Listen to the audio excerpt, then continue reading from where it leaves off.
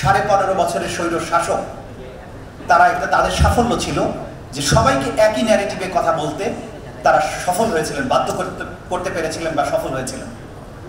দৈনিক নয়া দিগন্ত এই জায়গায় কঠিন এক বিপ্লবী ভূমিকা পালন করেছে, কিন্তু আমি মনে করি যে যা করেছেন তার বাইরেও প্রেজেন্টেশনগুলো আরো অনেক বেশি স্মার্ট হওয়া উচিত। দুনিয়াতে সার্ভাইভাল অফ দ্য ফিটেস্ট বলা হয়, যে যোগ্যতম সেই টিকে থাকবে। আমাদের এই জেন জির বিপ্লবের সময় আপনারা দেখেছেন যে কথা আমরা অনেক ইনিয়ে বিনিয়ে বলতে যাই, তারা কত চমৎকার ভাবে একটা ছোট্ট স্লোগানের মধ্য দিয়ে, একটা গ্রাফিতির মধ্য দিয়ে প্রকাশ করেছে। কালার এক্সপার্ট, জর্জ স্যাপ এবং মাইল্ড অন হ্যান্ডস টেকনোলজি সমৃদ্ধ অরিক্স ক্রিস্টাল ওয়াশ আপনার লন্ড্রি এক্সপার্ট। তারা স্ট্রং ন্যারেটিভ তৈরি করেছে, ন্যারেটিভকে ভেঙেও দিয়েছে। এই ন্যারেটিভগুলো তৈরি হয় এই জমিনের, এই মাটির কৃষ্টি, কালচার, এই জনগণের বিশ্বাসের উপর ভিত্তি করে পরবর্তী জেনারেশনের জন্য যে ন্যারেটিভ দরকার, প্রতিদিন সংবাদপত্রগুলো সেটা তৈরি করে। সেই জায়গায় যদি আপনার চিন্তা, আপনার প্রেজেন্টেশন অনেক বেশি স্মার্ট না হয়, তাহলে কিন্তু আপনি একসময় ইতিহাসের পাতা থেকে ক্রমশ হারিয়ে যাবেন। আজকে যে জেনারেশন আমরা এখন আছি, পরবর্তী জেনারেশনের জন্য আমি কিন্তু হয়তো ফিট নাও হতে পারি, কারণ তাদের চিন্তা, যে জেনারেশন আগামী 10 বছর পরে, 15 বছর পরে দেশকে শাসন করবে, তাদের চিন্তার জগৎ, তাদের নেটওয়ার্কিং, তাদের প্রেজেন্টেশন, সবকিছু কিন্তু কর্মপদ্ধতিগুলো আলাদা। জুলাই বিপ্লবের সময়ে আমার পুত্র যেহেতু এই বিপ্লবের আন্দোলনের মধ্যে একজন ছিল, আমি তাদের নেটওয়ার্কিংগুলো লক্ষ্য করার চেষ্টা করেছি, যেগুলো আমাদের কল্পনারও বাইরে। সেইভাবে তারা যোগাযোগ মেনটেন করেছে, পরিকল্পনা করেছে, রাস্তায় গ্রাফিতি এঁকেছে এবং মানুষকে এর সাথে সম্পৃক্ত করেছে। সেটা কিন্তু আমরা যদি আমাদের এই আজকে নয়া দিগন্তের কথা আমরা বলছি, তারা যদি এটাকে ধারণ করতে না পারে, 5 বছর পরে, 10 বছর পরে হয়তো আপনারাও ওই ইত্তেফাকের মতো অথবা পুরনো যে পত্রিকাগুলো ইতিহাসের পাতা থেকে মুছে গেছে ক্রমশ, সেরকম পর্যায়ে চলে যাবে। কিন্তু আপনি যদি প্রতিনিয়ত নিজেকে অভিযোজনের মাধ্যমে এই জেনারেশনের মাইন্ডসেটের সাথে, তাদের নেসেসিটির সাথে নিজেকে সম্পৃক্ত করতে পারেন, তাহলে আপনি দীর্ঘকাল বেঁচে থাকবেন, টিকে থাকবেন।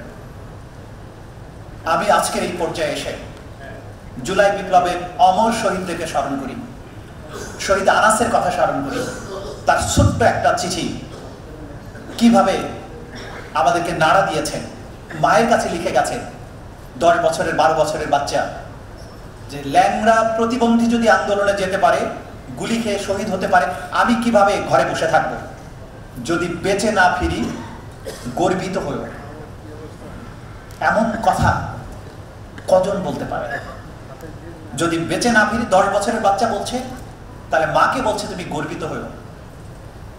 সেখানে আমরা ঘরে ফেরার জন্য কতই না কৌশলের অবলম্বন করি, বেঁচে থাকার জন্য কতই না কৌশলের অবলম্বন করি।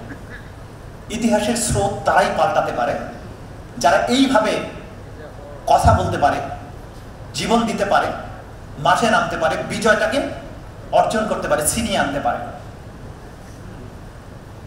আমাদের পত্রপত্রিকাগুলো গত 15 বছরে, 15.5 বছরে যে ভয়াবহ সংস্কৃতি, ভয়ের সংস্কৃতি তৈরি করেছিল বাংলাদেশে আগের সরকার, সেগুলো কিন্তু ফুটিয়ে তুলতে পারেনি সঠিকভাবে। কিন্তু এখনো আজকের এই মুক্ত বাংলাদেশে এই জিনিসগুলোকে তুলে আনার বিশাল দায়িত্ব রয়েছে।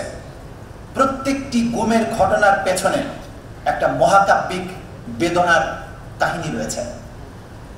এক এক করে সেগুলো এক্সপ্লোর করতে হবে ফর আওয়ার ফিউচার জেনারেশন, যাতে কেউ কখনো এমন অবস্থা বাংলাদেশে সৃষ্টি করতে না পারে। প্রত্যেকটি শহীদের ঘটনা, জুলাই আগস্টে শহীদদের পরিবারের সাথে কথা বলে, তার সহকর্মীদের সাথে কথা বলে দেখবেন, আপনি এক গৌরবোজ্জ্বল বীরত্ব গাথা দেখতে পাবেন। আমরা যদি তাদেরকে তুলে আনতে না পারি, তাহলে এই জেনারেশনের কথা কিন্তু আমরা বুঝতে পারবো না, এবং আগামীতে বাংলাদেশে নেতৃত্ব দেওয়ার, আগামীর বাংলাদেশে কোনো প্রাসঙ্গিক থাকার কোনো অধিকারও কিন্তু আমাদের থাকবে না। যে মহাবিপ্লব হয়েছে জুলাই এবং আগস্টে, ভেতর থেকে কি পরিবর্তন হয়েছে সেটা আমাদেরকে উপলব্ধি করতে হবে।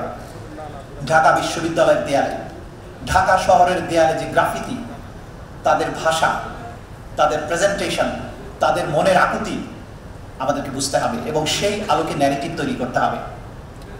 জেনারেশন জিকে আমরা অপদার্থ ভেবেছিলাম, বলতাম এগুলো পাবজি খেলে, এগুলো ফেসবুকে পড়ে থাকে, এগুলো ফার্মের মুরগির মতো। কিন্তু এই বাচ্চাগুলো আবাবিল পাখির মতো, কি বিশাল দানবীয় বাহিনী ছিল। আবাবিল পাখির মতো ক্ষুদ্র ক্ষুদ্র লাঠি আর পাথর দিয়ে এক স্বৈর শাসনে শুধু চর্বিত ঘাসের ন্যায় পিষেই ফেলেনি, তাকে দিল্লি পর্যন্ত তাড়িয়ে নিয়ে গেছে। এটা একটা মহাকাব্যিক বিপ্লব। এইটাই জাতির প্রবাহমান রক্ত স্রোতের সাথে আমাদেরকে মিশিয়ে নিতে হবে যে আমরা এরকম বিপ্লব আমাদের এই সন্তানেরা করতে পারে। তাদের বীরত্বগাথা লিখে রাখতে হবে, সংরক্ষণ করতে হবে আগামী প্রজন্মের জন্য, যাতে কোনোদিন প্রয়োজন হলে আমাদের সন্তানেরা আবারও ঠিক একইভাবে জেগে উঠতে পারে। আজকে এই প্রতিষ্ঠা বার্ষিকীতে আপনাদেরকে অভিনন্দন জানিয়ে, আপনাদের দায়িত্বের কথাটি আরেকবার মনে করিয়ে দিয়ে, মুক্ত বাংলাদেশে আবার আমরা সমৃদ্ধির সেই পর্যায়ে দেশকে নিয়ে যাব। মুক্ত বাতাসে আমরা বুক ভরে শ্বাস নেব এবং বাংলাদেশ সে এমন একটি পর্যায়ে যাবে যেদিন আমাদের মানুষেরা উচ্চশিক্ষার জন্য, ব্যবসার জন্য ইউরোপ বা আমেরিকা যাবেন না। ইংরেজরা যেমন বাংলাদেশে এসেছে ব্যবসার প্রয়োজনে, সভ্যতা শেখার প্রয়োজনে, এই বাংলা, সোনার বাংলা আবার সেই পর্যায়ে বিশ্বের নেতৃত্ব দেবে। আমেরিকান, ইউরোপিয়ান, চাইনিজ তার শিক্ষার জন্য, বাণিজ্যের জন্য, মেডিকেল সায়েন্সের জন্য, ঐতিহ্যের জন্য, স্থাপত্যকলার জন্য এই বাংলায় আবার ফিরে আসবে।